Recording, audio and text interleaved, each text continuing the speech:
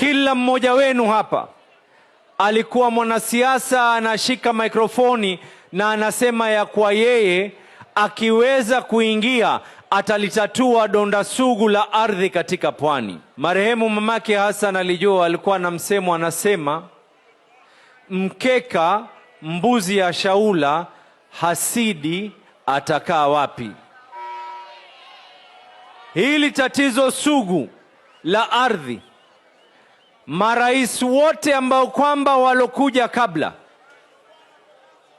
hamna yule ambaye kwamba alokaa chini na viongozi akasema ya kuwa anataka kuyatatua haya matatizo, yasiwe ni ya mdomo, yasiwe ni matatizo ambayo kwamba yatazungumzwa katika msimu, ila haya matatizo tuweze kupata suluhisho. Leo hii kuna watu kutoka Taita Taveta, ardhi za mama zao, baba zao, manyanya zao na babu zao wamezikwa katika ardhi zile. Leo watakuwa ni wenye kuwa na hadhi. Hapa leo hii kuna watu kutoka Kilifi ambao kwamba kaya zao, maeneo yao yamekuwa pale, malazi yao yamekuwa pale. Leo rais, huu ushirikiano ambao tuko nao umeweza kuinua hadhi zao.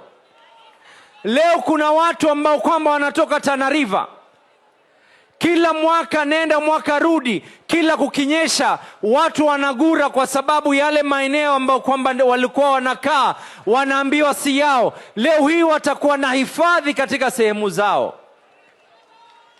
Kuna watu kutoka Taita Taveta, miaka nenda miaka rudi, tangu wakati wa ukoloni walinyang'anywa mashamba yao. Wakati wa ukoloni mashamba yakaambiwa ya kwa haya ni ya ukulima, ikawa wao watoto wao na wale ambao kwamba ni wajukuu zao hawawezi kulima. Leo hii wanakuwa na hadhi ya kukaa katika sehemu zao.